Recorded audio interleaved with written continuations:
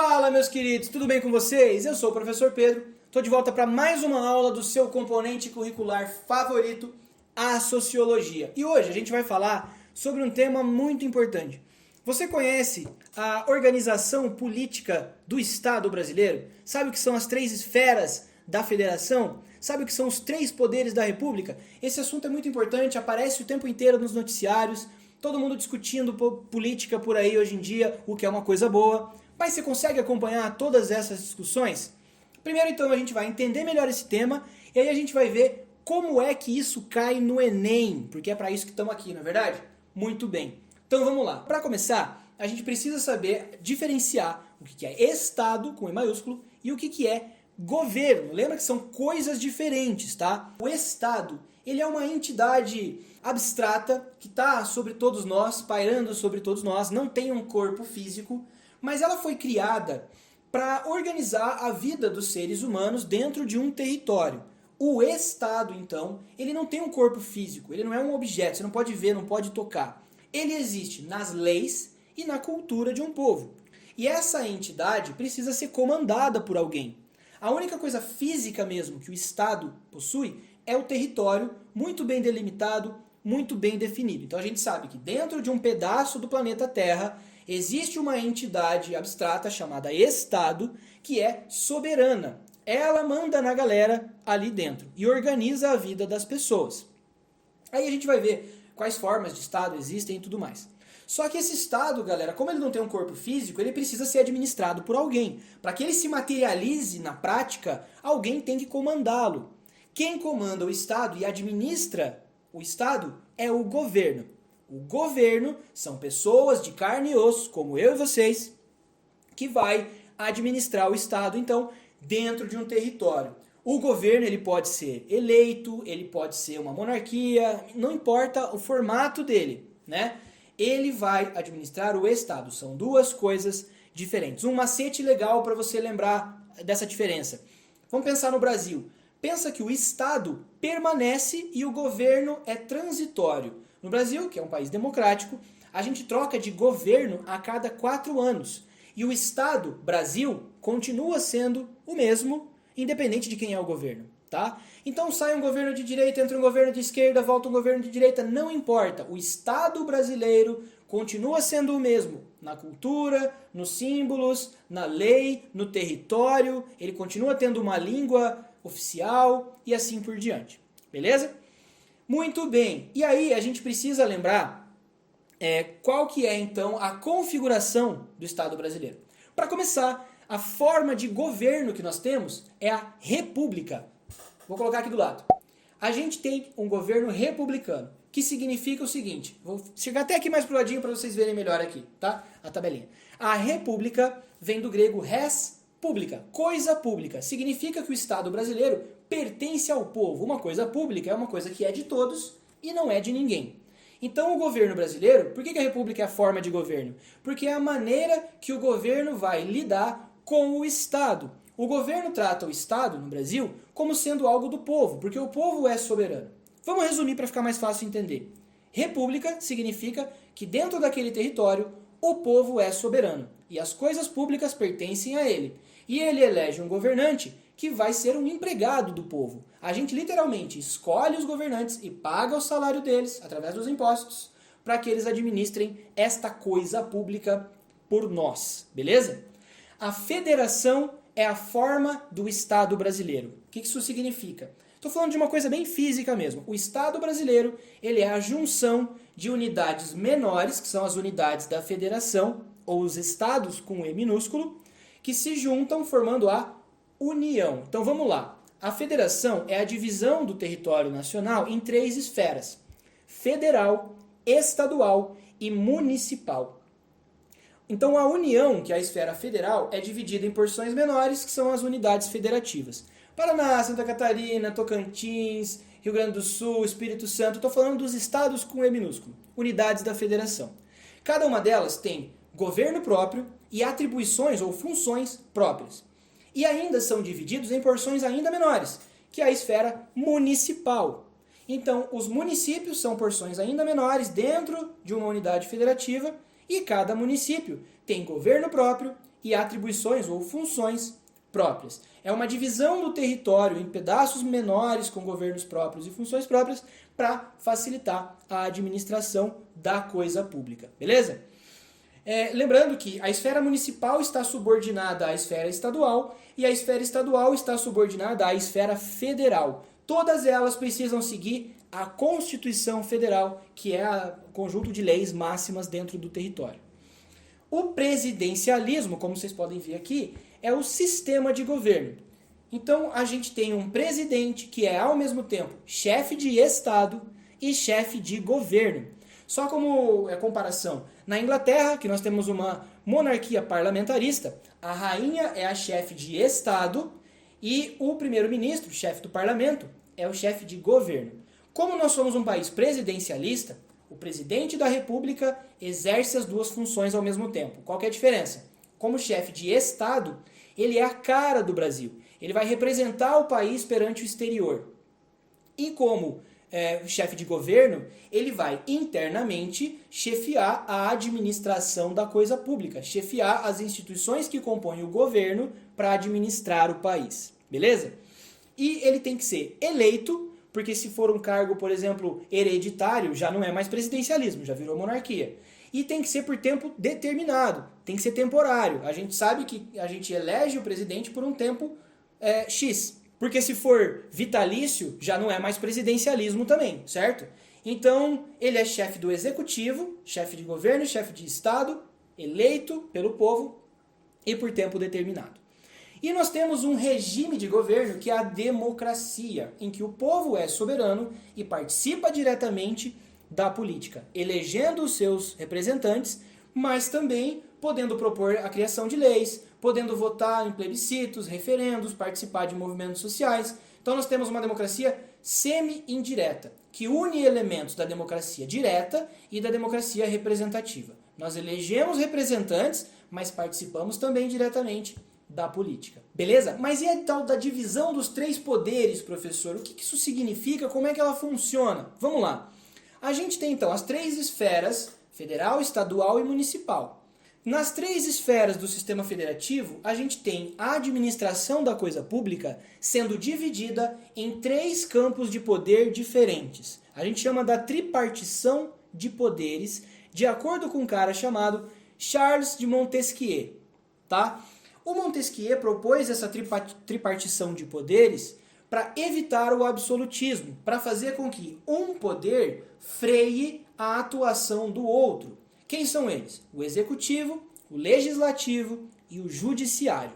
O executivo, o legislativo e o judiciário vão atuar de maneira independente, cada um fazendo as suas funções próprias, só que eles têm que atuar com harmonia. E um vai fiscalizar a atuação do outro, para não deixar que nenhum deles se sobressaia ou se sobreponha e exerça o poder de maneira absoluta. Então, o Montesquieu chama isso de um sistema de freios e contrapesos, em que cada poder vai fazer as suas funções, mas vai também limitar a atuação do outro. A gente não pode deixar que a mesma pessoa ou grupo de pessoas crie as leis, administre a coisa pública com base nessas leis e julgue todas as pessoas com base nas leis que ele mesmo cria. Isso seria um regime absolutista. Então a gente vai ver uma tabela que demonstra a atuação dos três poderes nas três esferas do sistema federativo brasileiro. Vamos lá, vou mostrar a tabela e depois vocês me dizem se ela tabela, beleza? Presta atenção aqui, galera. O executivo, ele vai exercer a administração da coisa pública. Ele vai determinar as políticas públicas, vai determinar onde que o dinheiro que a gente paga em impostos vai ser gasto, quanto vai ser gasto no quê. E ele vai, por exemplo, nomear secretários dentro da sua esfera de atuação específica. Exemplo, o presidente da República é o chefe da esfera federal, do executivo federal. E ele vai ser acompanhado pelo vice-presidente, que assume caso alguma coisa aconteça com ele. E ele vai também nomear os ministros. Ministro da Educação, ministro da Saúde, ministro do Meio Ambiente. Essas pessoas, essa equipe de ministros, eles vão administrar cada um a sua área específica, sempre seguindo ali a liderança e as orientações do presidente. A mesma coisa acontece na esfera estadual e na esfera municipal. Então o governador do estado vai ser acompanhado pelo vice e vai nomear os secretários estaduais de cada área também. E a mesma coisa, o prefeito, que é o chefe do executivo municipal, acompanhado pelo vice, que vai também nomear os secretários. Secretário da Cultura, secretário do Meio Ambiente, secretário de Obras e assim por diante.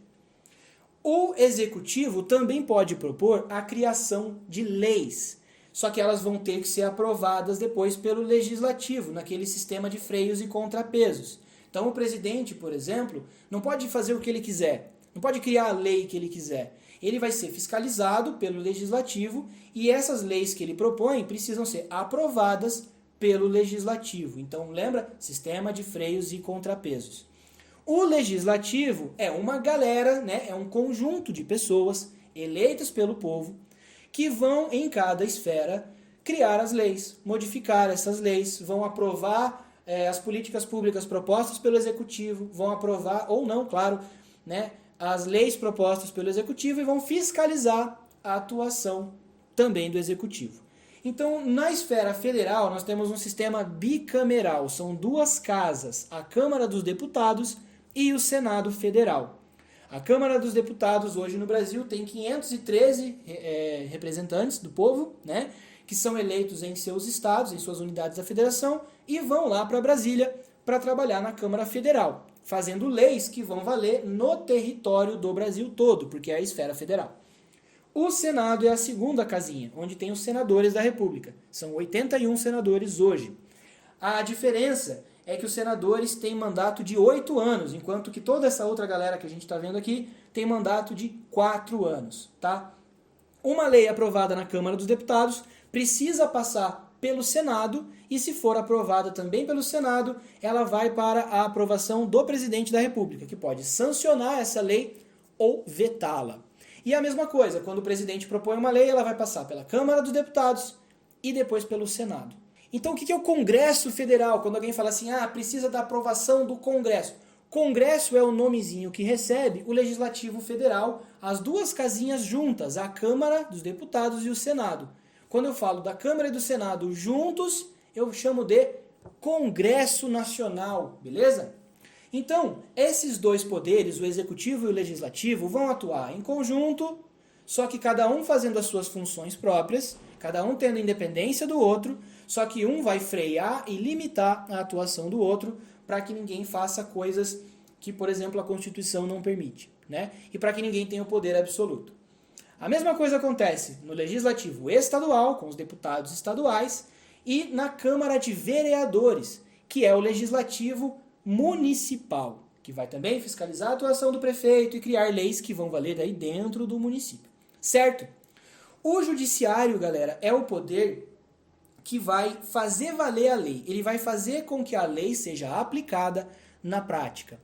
Toda ela. Então, por exemplo, se você acha que um direito seu foi violado por alguém, você entra na justiça. O que significa entrar na justiça? Você vai lá para que um juiz analise o seu caso e diga quem tem razão, né? O juiz vai fazer valer os seus direitos ou vai fazer com que você pague pelos crimes que você comete. Então o sistema judiciário vai fazer com que a lei criada lá pelo Executivo e pelo Legislativo seja aplicada. Vamos lembrar, o Judiciário não cria leis, o Judiciário não legisla. Ele apenas vai fazer com que todos os outros poderes e todas as pessoas na sociedade cumpram a lei. Ele vai fazer com que a lei seja colocada em prática, seja aplicada, né? Ele vai interpretar o texto da lei que já existe, certo? Mas por que eu não coloquei o Judiciário junto com os outros nessa mesma tabela, com as esferas estadual, federal, municipal? Porque a divisão dele é diferente. Ele tem as instâncias superiores, ele tem as instâncias federais e as regionais. Ele não é dividido, então, em federação, estado e município. E ele é dividido também em áreas de especialidade. Então a gente tem a justiça civil, a justiça criminal, a justiça eleitoral, a justiça do trabalho e assim por diante. Então, quem são os magistrados? São pessoas que estudaram para isso, são especialistas em lei e fazem concursos e tudo mais. Então não são pessoas que são eleitas pelo povo, assim como o legislativo e o executivo. Não, o judiciário não é eleito. São profissionais de carreira, especialistas em leis, né? São promotores, juízes, desembargadores que constroem uma carreira e são especialistas no assunto, tá? Mas aí você me pergunta, professor, como é que isso cai no Enem? Vamos lá, vamos ver como é que cai no Enem, galera. Presta atenção. Uma questão aqui de 2017, ó. A grande maioria dos países ocidentais democráticos adotou o Tribunal Constitucional como mecanismo de controle dos demais poderes. A inclusão dos tribunais no cenário político implicou alterações no cálculo para a implementação de políticas públicas. O governo, além de negociar seu plano político com o parlamento, teve que se preocupar em não infringir a Constituição. Essa nova arquitetura institucional propiciou o desenvolvimento de um ambiente político que viabilizou a participação do judiciário nos processos decisórios. O texto faz referência a uma importante mudança na dinâmica de funcionamento dos estados contemporâneos, que, no caso brasileiro, teve como consequência o quê? O texto está falando, galera, de uma maior participação do judiciário nos processos de decisão pelos outros poderes, como sendo uma tendência da grande maioria dos países democráticos ocidentais nas últimas décadas. Então, uma maior participação do judiciário nas tomadas de decisão, na criação das leis, com a preocupação de não deixar ninguém infringir a Constituição. Vamos lá. Qual foi a consequência desse processo? Letra A. A adoção de eleições para a alta magistratura. Lembrem-se que a gente falou agora há pouco que o judiciário não é eleito. B. Diminuição das tensões entre os entes federativos. C. Suspensão do princípio geral dos freios e contrapesos. Será que aquele sistema de freios e contrapesos propostos pelo Montesquieu, que fundamentam a divisão de poderes numa democracia, foram suspensos? D. Judicialização de questões próprias da esfera legislativa? Ou E. A profissionalização do quadro de funcionários da justiça? Vamos lá. Galera, esse processo de cada vez mais participação do judiciário nas decisões parlamentares, por exemplo, é uma tendência crescente nas últimas décadas em quase todos os países democráticos ocidentais. Por quê? Porque a gente está falando de um ambiente de cada vez mais preocupação com as garantias dos direitos básicos das pessoas e da observância dos limites constitucionais da atuação tanto do legislativo quanto do executivo. Ou seja, o judiciário com cada vez mais protagonismo e participando cada vez mais das decisões para não deixar que uma decisão inconstitucional seja tomada e para garantir os valores universais que a gente tem hoje de direitos humanos, por exemplo. A gente tem alguns casos no Brasil em que o judiciário brasileiro acabou tomando decisões porque o legislativo demorou muito para decidir e eram decisões que o judiciário julgou urgentes para garantir direitos básicos de pessoas, então ele vai lá e toma uma decisão. Por exemplo, na criminalização da homofobia no Brasil, bem recentemente, né? Como o Congresso demorou muito para tomar uma decisão, por questões morais inclusive, o judiciário aproveitou-se então de um trecho da lei que proíbe, que criminaliza o racismo no Brasil e estabeleceu uma possibilidade de interpretação desse texto para criminalizar também atos de homofobia. Então, para garantir direitos de pessoas que o judiciário julgou como sendo urgente, ele acaba tomando para si uma maior participação na determinação, na normatização de coisas na sociedade. Uma outra coisa muito interessante da gente analisar é que no Brasil a gente sabe o nome e conhece o rosto dos magistrados que estão lá na alta cúpula do judiciário, no STF. Em outros países isso não é comum, as pessoas não sabem quem eles não são figuras públicas conhecidas que aparecem na televisão e tal. As decisões que eles tomam muito mais em conjunto e as pessoas não sabem quem votou em quê quando eles se reúnem para votar coisas. No Brasil não, no Brasil a gente tem, por exemplo, a TV Justiça. Então no Brasil a gente tem uma presença muito maior na mídia do sistema judiciário. Isso é uma questão histórica, né? Que vem desde lá da redemocratização.